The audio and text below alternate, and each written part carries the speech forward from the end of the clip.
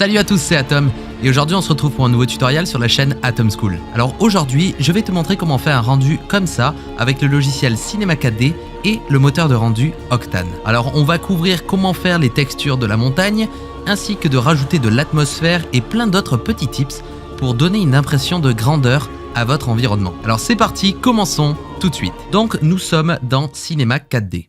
La première chose à faire va être de créer un plane. Notre plane, comme je te l'ai expliqué dans la première partie, nous allons en fait avoir la texture de displacement sur ce plane.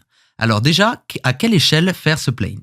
Eh bien, je te conseille de créer une figure qui fait à peu près la taille d'un humain. Et ensuite de ça, tu vas rechanger la taille de ton plane pour que ça équivaut à peu près à une montagne. On va dire que là, c'est pas mal. Donc on va supprimer notre figure et du coup, on va créer notre texture. Alors, on va utiliser un mix matériel qui va nous permettre de mixer deux matériels en même temps. Alors moi je les ai mis là, alors comment j'ai mis mes petits boutons ici? Eh bien c'est tout simple, tu peux aller dans Windows, Customization et Custom Palette et tu vas pouvoir créer une nouvelle palette qui va s'afficher comme ça et toi tu vas rechercher Octane et ici tu auras tous tes matériels et tu vas pouvoir les glisser, déposer ici et ensuite tu les prends et tu les mets où tu veux dans ton interface Octane, dans ton interface Cinema 4D pardon. Mais moi je veux pas en créer une parce que je l'ai déjà. Donc, on a notre Octane Mix Material et nous allons créer ici les paramètres. Alors, le Octane Mix Material se présente comme ça. Il y aura deux matériels qu'on va pouvoir fusionner avec un amount, donc un pourcentage, et on va pouvoir rajouter des textures. Et c'est grâce à ça qu'on va créer du réalisme dans notre montagne. Donc, c'est parti. Déjà, nous allons ajouter notre displacement ici dans Use Displacement. Nous allons cliquer sur Add Displacement et dans Displacement, nous allons rajouter un C4D Octane et un Image Texture. Nous allons cliquer sur Image Texture, les trois petits points ici, et nous allons chercher la map que nous avons générée sur World Creator. Alors moi j'en ai généré une autre que le tutoriel de la dernière fois, parce que la dernière fois c'était la va-vite, mais en gros ici j'ai une montagne et je vais te le mettre dans la description si tu veux télécharger cette map et toi jouer dans Octane avec Cinema 4D. Donc on clique et là c'est bon. Maintenant on va afficher notre viewport, donc Octane Live Dialogue. Et nous allons le placer ici à la place de notre viewport et nous allons travailler comme ça. Donc, je vais changer mes réglages avec ma préconfiguration ici, Atom. Et tout d'abord, on va rien voir. Alors, on va rajouter un daylight. Donc, comme tout à l'heure, moi, je me suis mis mon petit bouton daylight ici. Donc, le daylight, c'est littéralement l'éclairage que ferait un soleil. Extrêmement droit, avec des ombres très, très puissantes et marquées. Donc, c'est comme le soleil. Et nous allons le tourner avec l'outil rotation. Et c'est grâce à ça, tu vois, ça va pouvoir faire des couchers de soleil et au zénith, une lumière bien puissante. Donc, libre à toi après de faire l'éclairage que tu veux. Donc, tout d'abord, on voit qu'il n'y a absolument rien dans notre displacement. Alors, on va revenir en arrière ici en cliquant sur cette flèche. Et ici, on va augmenter la valeur. Donc là, on a une échelle énorme puisqu'on a mis notre plane à une échelle à peu près de montagne, donc on va mettre une valeur de 8500 de displace et on va mettre le mix sur le plane. Et là tu vois, tu commences à avoir une montagne. Mais tu peux voir que la qualité est dégueulasse. Alors comment changer ça? Eh bien ici, tu auras le level of detail et on va mettre 8K. Parce que notre map est en 8K. Et maintenant tu peux voir que on a notre montagne qui commence à se former. Donc on va mettre un petit peu plus fort quand même, parce que là c'est quand même léger. On va mettre même beaucoup plus fort. Après, ça dépend de chaque map et dans quel pourcentage tu les as exportés. Donc voilà, on commence à avoir une montagne. Mais là, tu peux voir qu'il y a un souci. Tu vois, sur les bords, ça fait un truc dégueulasse comme ça. Alors ça vient de World Creator. La map est un petit peu déformée sur les côtés. Alors pour changer ça, tu vas aller dans l'image texture et UV Transform, cliquer sur Transform, double-clic et faire une valeur d'échelle de 1.01. Et maintenant, tu as les bords qui sont totalement clean. Donc c'est parfait. Maintenant, il faut regarder de quel côté nous allons travailler. Alors, moi, je vais travailler de ce côté-là. Et ici, nous allons tout d'abord créer une caméra. Donc, nous allons créer une caméra ici. Donc, je me suis mis sur le shelf. Et nous allons déjà travailler en 1920 par 1080. Avant de travailler avec une caméra, c'est très important d'avoir le ratio dans lequel on va travailler. Donc nous, 1920 par 1080 avec le renderer Octane. Parfait. On ferme. Et là, on va du coup avoir notre viewport ici. Et on va passer en caméra vue. Parfait. Donc, on va changer la valeur de notre millimètre de caméra en une valeur très très grande. Pourquoi? Parce qu'une valeur très grande de caméra va en fait vous donner plus facilement une impression de grandeur. Parce que en général, les photographes filment avec un zoom et ils zooment à parfois 150 mm, voire 200, et ce qui va nous permettre d'avoir vraiment un résultat très aplati dans les fuyantes. Et là, comme on peut voir, si on recule tout de suite, on a quelque chose qui donne vraiment l'impression qu'on a pris une photo de très loin. Si on met une valeur de par exemple 24 mm et que l'on zoome dans l'image, tu vas voir que ça va donner un effet étiré en fait vers la caméra, comme si on était beaucoup plus proche. Donc en donnant une valeur de par exemple 200 mm ou 150, on va avoir un effet vraiment de grandeur. Donc nous, on travaille en 1920 par 1080, donc on va cliquer sur ce petit loquet, et comme ça, lui, il va se mettre en ratio 1920 par 1080. Donc on va redescendre ça, voilà, et là, on voit bien ce que l'on travaille.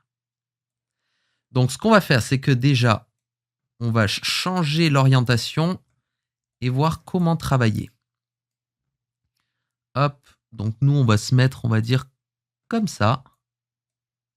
C'est parfait. Nickel. Donc nous, on va travailler dans cet angle-là. Parfait. Alors, un autre petit tips que je peux te donner quand tu travailles avec une caméra, que je fais depuis pas longtemps du tout, c'est de bloquer les valeurs de ta caméra. Alors, parce que tu peux travailler en fait et faire bouger la caméra d'une manière inattendue. Alors, pour changer ça, tu fais un clic droit et tu vas aller dans le rigging tag et mettre un protection. Comme ça, au moins, dans ta vue cam, eh bien, tu ne peux pas bouger. Tu vois, c'est bloqué. Donc, c'est parfait parce qu'au moins, si tu as un cadrage parfait, que tu bouges et que tu n'arrives plus à le revoir, eh bien, au moins, là, tu l'as. Donc, j'ai le Octane Daylight qui me envoie une lumière, du coup, mais on veut avoir une lumière un peu plus réaliste. Alors, pour ça, nous allons créer un Octane Sky et on va aller rajouter dans le main une image texture avec un HDR. Un HDR, comme je te l'ai expliqué, ça sert à avoir un panorama en fait avec des informations très riches en couleurs, que ce soit dans les hautes et les basses lumières.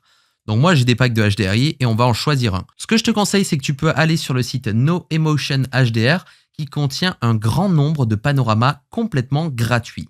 Donc ça c'est top. Donc moi je vais travailler avec des panoramas de chez eux.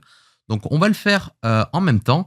Donc prenons par exemple un panorama comme... j'aimerais un truc un peu nuageux. Prenons par exemple celui-ci. Alors, allons sur Cinema 4D et chargeons notre panorama HDR. Voilà.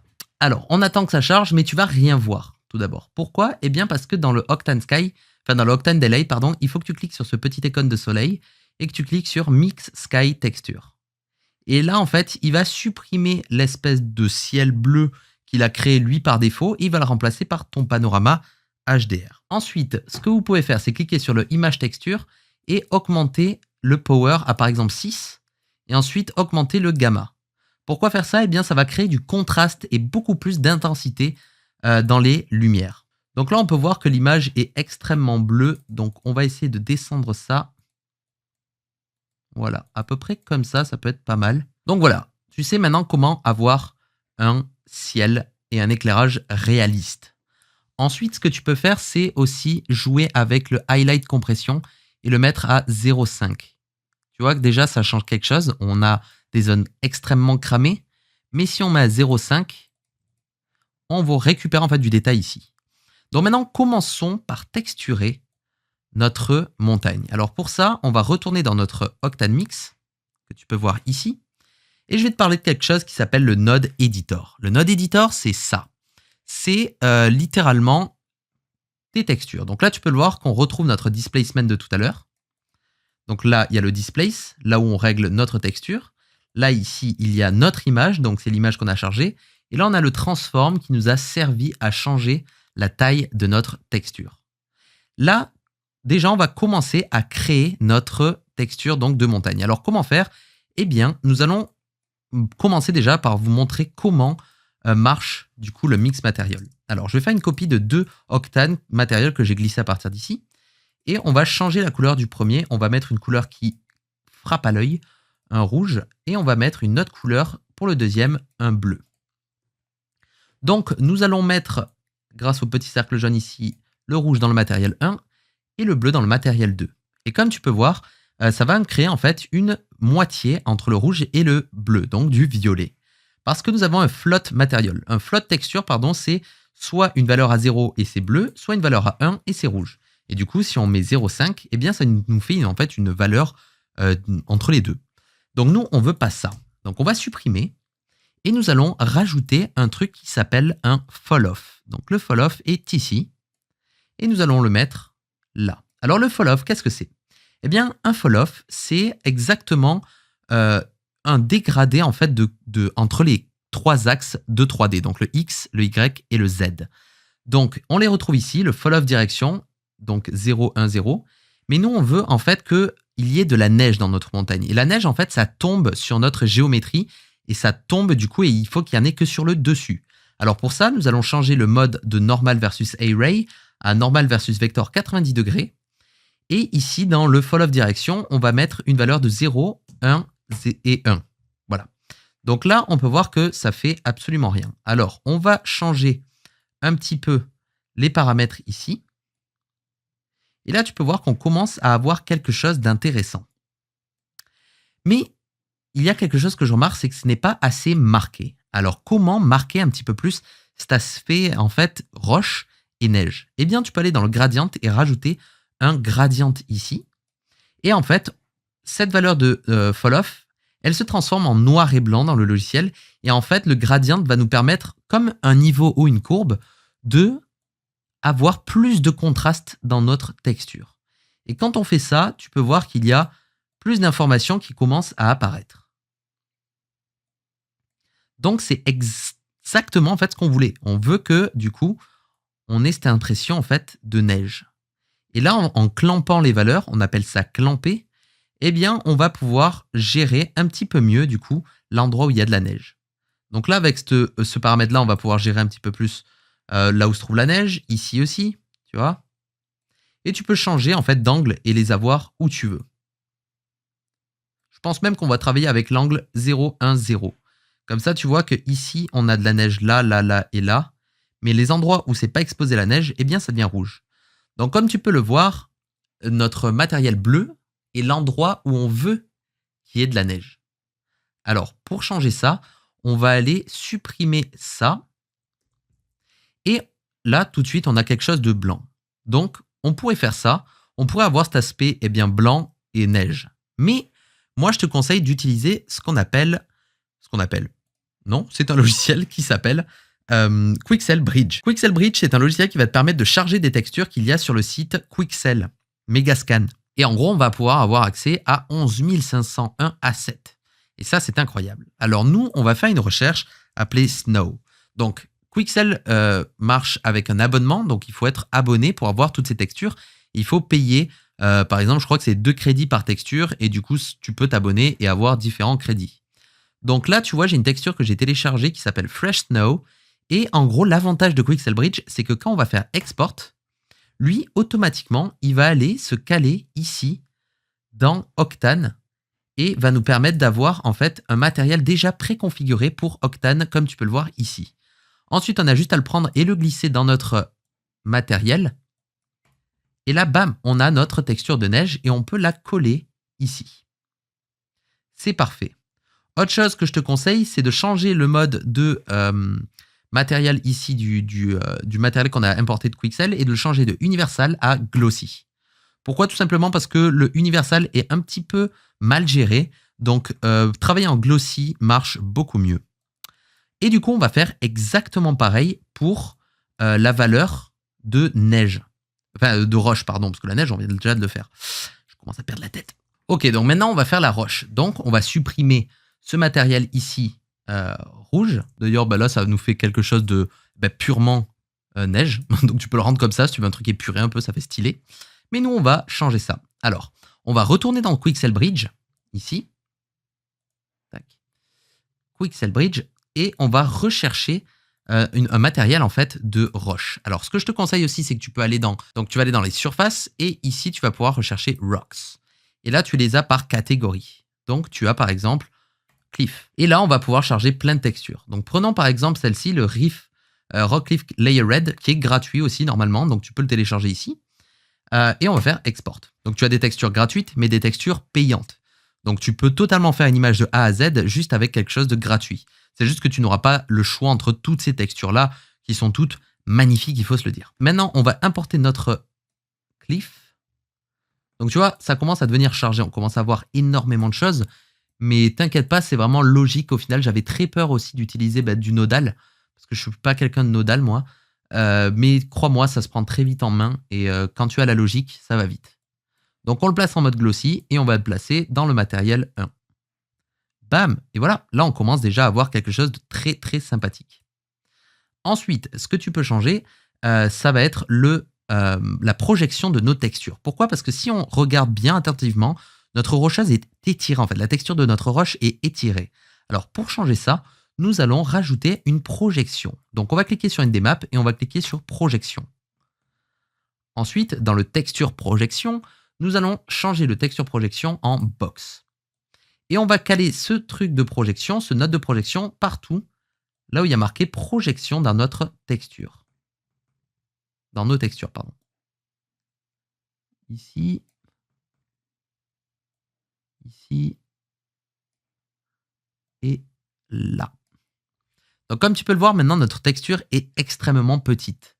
Alors nous allons l'augmenter jusqu'à avoir un résultat qui nous plaise. Voilà, donc là ça commence à être sympa. Donc encore une fois, vous pouvez faire ce que vous voulez, choisir la texture que vous voulez. Là, ça peut être bien. Après, là, on commence à avoir du tiling. Ça veut dire qu'ici, on voit que la texture se multiplie.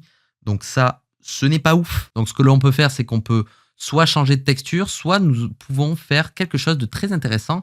C'est de alterner un petit peu les couleurs qu'il y a dans notre texture de montagne. Alors, comment faire ça? Et je te le conseille de le faire. C'est de faire une copie du coup de notre albedo. Donc c'est la texture couleur de notre roche. Nous allons lui mettre encore une fois les mêmes paramètres de transform et de projection. Et on va... Oh non, ça a craché. Oh, de Jésus. Non, en vrai, heureusement, ça a fait un bug report et ça l'a sauvegardé. Donc ça, c'est génial. Cinema 4D marche très bien pour ça. Donc on va pouvoir reprendre nos tutoriels dans quelques instants grâce à la magie du cut. Vous êtes prêts? Ça va rien changer pour vous. Go! Ok, donc voilà, c'est bon. Maintenant, on a un logiciel qui marche. Alors... Comment faire pour du coup rajouter donc un petit peu plus de détails dans sa texture dans l'albedo? Alors comme je te l'ai dit, tu fais une copie de ta texture et une copie de ta color correction. Tu vas mettre la projection avec la projection, donc tu relinks tes transforms. Et ensuite, tu prends ta texture, tu la mets dans la color correction. Et ici, dans le color correction, tu vas changer ton gamma car on le veut plus clair. D'accord? On veut une texture en fait qui soit plus claire et une texture plus foncée. Et ensuite, comme dans le mix matériel, on va créer un mix texture ici. Et on va plugger nos deux textures ici. Et maintenant, si on prend notre mix texture et qu'on le met dans le diffuse, on va voir que ça va nous faire, comme avec un mix matériel, un mix entre du foncé et du clair, donc ça fait un entre-deux. Mais nous, on ne veut pas ça. On va rajouter, encore une fois, comme le amount de notre mix matériel, on va mettre un noise. Donc on va prendre notre noise qui est ici à côté, et on va le linker dans le amount. Donc là, on voit rien, tout simplement parce qu'il va falloir que tu augmentes les contrastes à balle. Et là, comme tu peux voir, on commence à voir ce que cela fait. Ensuite, ce que tu peux faire, c'est rajouter une UV Transform, comme tout à l'heure, et aussi une texture projection. Et maintenant, on va pouvoir changer son échelle jusqu'à obtenir un résultat qui nous convient. Là, on va mettre une valeur de 200 peut-être. Là, on commence à voir qu'il y a de l'effet. Tu vois, ici, on va mettre 50, 100. Tu augmentes les valeurs petit à petit. Ouais, je pense que 100, ça commence à être pas mal. Et ensuite, dans notre noise, on va descendre le contraste parce que là, c'est beaucoup trop fort. On va même rajouter un peu plus d'échelle. On va mettre 200. Histoire que tu vois, ça fasse des taches. Qu'il n'y ait pas juste un aplat de couleurs de la même couleur, du coup. Et là, ça fait un peu des variations de luminosité dans la montagne. Et c'est grâce à ça qu'on va commencer à avoir du détail. Donc ça, c'était pour la texture de la montagne. On a fait le tour. Donc on se retrouve avec ça. Mais une fois que tu commences à t'organiser, ça devient vraiment très simple. Tu as ton matériel 1 et ton matériel 2 et après juste tu les fusionnes avec du coup le fall-off et voilà, c'est tout simple. Donc là, on a notre montagne et je vais faire un petit CTRL-S, on sait jamais. Alors maintenant, qu'est-ce que l'on peut faire? Alors déjà, on peut rajouter de l'atmosphère dans notre montagne. Alors pour ce faire, dans notre environnement, pardon, on va rajouter un Octane Volume. Donc un Octane Volume, c'est une box en fait avec un volume à l'intérieur. Donc là, il est tout petit. Donc on va devoir agrandir sa taille. Et pour ce faire déjà, avant d'agrandir sa taille ici avec des valeurs de centimètres, on va augmenter cette valeur en voxels à 1200 au moins. Parce qu'en fait, les voxels, c'est comme tu le sais, les voxels, ce sont des, on va dire, des pixels 3D. Et plus il y aura de voxels, plus la qualité sera fat. Et ça veut dire que ça va devenir très lent pour travailler. Alors, un voxel, plus tu descends la taille, plus il y aura de voxels. Donc nous, on va mettre pas beaucoup de voxels, on va mettre 1500. Mais ensuite, ici, on va augmenter la valeur à, par exemple, 20 000 par 20 000, comme nous, on travaille avec des fat taille. Voilà. On va mettre même plus. Parfait. Voilà. Maintenant, on a une box qui recouvre. En fait, il faut que vous recouvriez tout votre environnement. Maintenant, on va repasser en vue cam et on va rien voir. Pourquoi? Eh bien, parce qu'il va falloir aller dans le volume médium et descendre la densité. Et la densité, on va la mettre à 0.02, voire 0.1.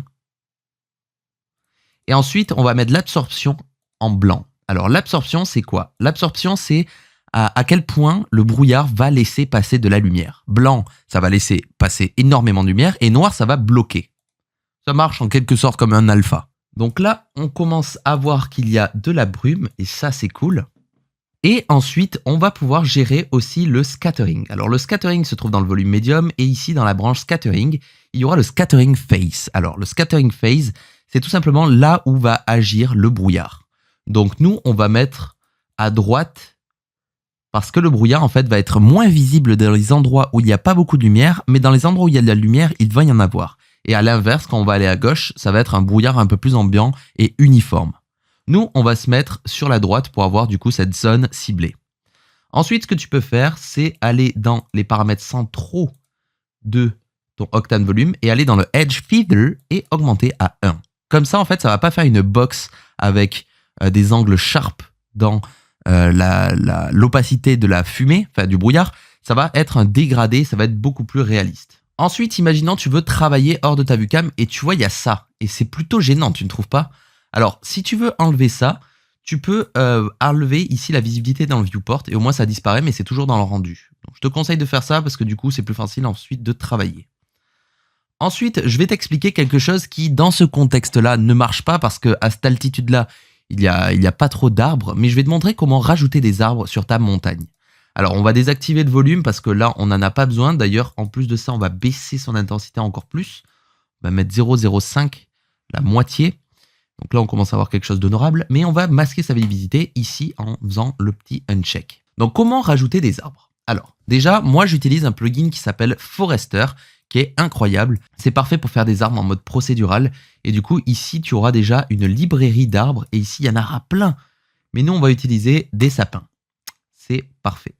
Donc là, en termes de qualité, on est à 2 et 2. Et dans le rendu, on va mettre 2 aussi parce que je veux juste qu'il y ait, du coup, cet aspect mort, en fait. Tu vois, ici, ils sont morts. Il n'y a pas de feuillage. Et si tu commences à aller dans le viewport level et render level, tu l'augmentes. Regarde ce que ça fait. Tu vas voir qu'on va récupérer du détail et on va voir les épines. Mais ça va agir sur notre temps de rendu. Et du coup, nous, on veut rester sur de l'arbre mort parce que c'est la saison hivernale et ça perd ses feuilles. Même si un sapin, c'est feuillé en hiver, non? Je sais pas. Bref, maintenant, comment déplacer du coup nos sapins sur notre montagne? Alors, on va utiliser quelque chose qui s'appelle un Octane Scatter qui va nous permettre de distribuer notre sapin sur notre montagne. Alors, on va mettre notre arbre dans le scatter et sur scatter, on va mettre notre plane dans la surface. Et ensuite, on va passer de vertex en mode surface. Et là, on peut voir que du coup, on commence à avoir des sapins, mais pas en relief. Ils ne sont pas sur la montagne. Alors, comment changer ça? Eh bien, ici, dans le position, tu vas aller charger une image texture Cinema 4D Octane. Et on va charger la même displacement qu'on a utilisé tout à l'heure pour notre displace. Donc là, on a chargé et ça change pour l'instant rien du tout. Alors, pourquoi? Parce qu'il va falloir mettre la même valeur de displacement qu'il y a dans notre Octane Mix. Donc là, on a mis 14 900. Donc là, on va aller dans le scatter et dans la position dans l'angle Y, on va mettre 14 900. Et là, voilà, on a nos arbres qui sont sur notre montagne, c'est parfait. Bon, déjà, tu vois que la taille de nos arbres sont beaucoup trop gros, donc on va mettre une valeur de 0.1. 0.2, peut-être. Voilà, et on peut augmenter la valeur de clone ici et mettre un 0 de plus pour avoir plus d'arbres. Donc tu vois, c'est comme ça que tu vas pouvoir commencer à rajouter des arbres, même en mettre à balle, pour en avoir beaucoup si ta montagne te le permet. Donc ça, c'était comment rajouter des arbres, mais nous, à notre altitude, on n'en a pas besoin, donc je vais l'enlever, c'est pas si grave. Mais toi, si tu as une montagne touffue qui n'est pas enneigée, ben, je te conseille de mettre des arbres de cette manière. Donc voilà, donc on va enlever le Octane Scatter parce qu'on n'en a pas besoin. Et maintenant, je vais te montrer comment rajouter des nuages. Donc je t'ai montré comment rajouter du brouillard, mais là, je vais te montrer comment rajouter des nuages. Donc on va charger un Octane Volume VDB. C'est pas pareil que le Octane Volume, là c'est le VDB Volume. Et on va aller charger une file. Alors moi, je t'ai simulé un nuage avec FumeFX sur 3ds Max, donc je te le mets dans la description en téléchargement. Et en gros, c'est un VDB de bonne qualité, d'une simulation que j'ai faite de fumée pour que vous aussi, vous puissiez rajouter des nuages comme ça en arrière-plan. Donc c'est gratos, je te le mets dans la description, j'espère que ça va te servir. Donc on va se déplacer en vue perspective et là on peut voir que notre VDB est tout petit. Alors on va mettre une valeur de par exemple 100 par 100 par 100. Et là on va commencer à voir qu'il y a notre fumée. Donc déjà il va falloir le faire tourner parce que les angles X, Y et Z de Cinema 4D ne fonctionnent pas pareil que sur 3ds Max. C'est 3ds Max, il fait n'importe quoi, il a les angles inversés, voilà. Du coup, là, on a notre smoke, c'est parfait. Ce qu'on peut remarquer, c'est que déjà, sa densité est trop forte. Alors, on va mettre un volume, on va aller dans l'absorption, et comme tout à l'heure, on va laisser passer la lumière, et là, tu peux voir que c'est beaucoup mieux. Ensuite, on va aller dans le médium, encore une fois, on va mettre une valeur de densité de 1, voire même moins, 0.5. Parfait, voire même moins, 0.1. Et là, tu vois que ça va créer vraiment quelque chose de épais, mais à la fois pas épais. Tu vois, il n'y a pas beaucoup d'ombrage. On ressent que c'est un nuage ou une avalanche ou quelque chose comme ça. J'adore les nuages épais, en fait. Même si c'est pas trop réaliste, j'adore ça. Donc voilà, on le place ici.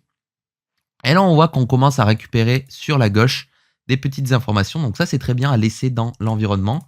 Et on va en déplacer un de l'autre côté. Donc on va passer ça en mode vue. Tac. Et le placer ici. On peut changer sa taille pour l'avoir un peu plus gros. Bam. Et là, on peut voir qu'il commence à être ici. Donc là, on est parti beaucoup trop loin sur la gauche. Et il est un peu trop gros. On va redescendre la taille. Voilà. Donc on commence à avoir quelque chose de sympathique en termes de nuages. Et après, libre à toi de le prendre, de le déplacer, de le tourner pour qu'il n'ait pas la même orientation. Tu peux vraiment faire ce que tu veux après avec ton nuage. Mais voilà, maintenant tu sais comment rajouter des nuages avec Octane, avec des VDB. Ok, en parlant de nuages aussi, je voulais vous donner un autre petit tips pour vous éviter d'utiliser par exemple des VDB qui sont quand même gourmands dans vos rendus. Alors la technique, ça va être d'utiliser des maps de nuages comme vous pouvez trouver sur cette adresse-là. Donc c'est un pack que j'ai acheté, c'est pas le mien, hein. Il coûte que 8 $ et en fait, il y a plein de nuages. Il y en a 50 en PNG déjà détourés. Et ça va être pratique parce qu'on va pouvoir les importer sur un plane. Alors là, on va mettre notre plane et je vais créer une texture toute simple, un Octane Diffuse. Et dans son opacité, je vais charger une image texture et je vais mettre un des nuages qu'il y a en mode détouré, ici. Bam. Maintenant, on a un nuage et l'avantage avec cette technique, c'est que on va pouvoir avoir ce genre d'ombre réaliste. Ici, quand on descend le nuage, on va avoir ces taches ici. Et ça, c'est ce qui va donner du réalisme à votre environnement. Quand il y a des plaines et des collines, on peut rajouter ce genre de petites choses pour rajouter bien du détail. Ensuite, si tu veux masquer la visibilité de ton nuage, tu fais un clic droit et tu vas dans Cinema 4D Tag, Octane Object Tag et tu vas mettre visibilité à caméra visibilité. Et comme ça, au moins, on ne le voit plus dans le viewport, mais tu peux multiplier ça, le tourner, en avoir un plus gros et permettre en fait d'avoir ce type d'éclairage plutôt réaliste Comme ça, grâce à ça, on va avoir ces taches d'ombre. Donc voilà, c'était la petite technique nuage du pauvre, que ça soit en termes de technique, parce que forcément c'est juste un plane avec une opacité, mais aussi en termes de ressources, parce que c'est très rapide à faire, et c'est grâce à ça que tu vas avoir cet effet-là super cool. Voilà. Donc là, on commence à avoir un résultat pas mal. Après, tu peux réactualiser avec ton volume. Tu fais comme tu veux, mais avoir du volume va grandement augmenter le temps de rendu. Donc je te conseille de le rajouter limite en post-production avec une ZDF ou quoi. Moi, je rends souvent juste avec mes nuages. Et ensuite, je change le background parce que je rends en opacité en alpha en fait. Donc j'enlève le keep environnement et je clique sur alpha channel. Et maintenant, tu vois, j'aurai juste l'alpha de mon nuage avec ma montagne. Et ensuite, je rajoute un sky en post-prod. Donc voilà, maintenant tu sais comment un petit peu jouer avec des textures de Quixel sur ta map de displacement de World Creator. Tu sais comment rajouter un éclairage réaliste avec une daylight et un HDRI. Tu sais rajouter du brouillard ainsi que des nuages en VDB que je te fournis dans la description d'ailleurs. Donc tu en fais ce que tu veux. J'espère que ce tutoriel t'aura servi. Si tu as d'autres suggestions de tutoriels, eh bien pose-moi-les en commentaire et moi j'y répondrai avec plaisir. Cette chaîne est là pour échanger mes connaissances avec vous, donc si je peux vous apporter quelque chose, c'est parfait. En attendant, on se retrouve très prochainement pour un nouveau tutoriel sur la chaîne de Atom School. C'était Atom. Ciao.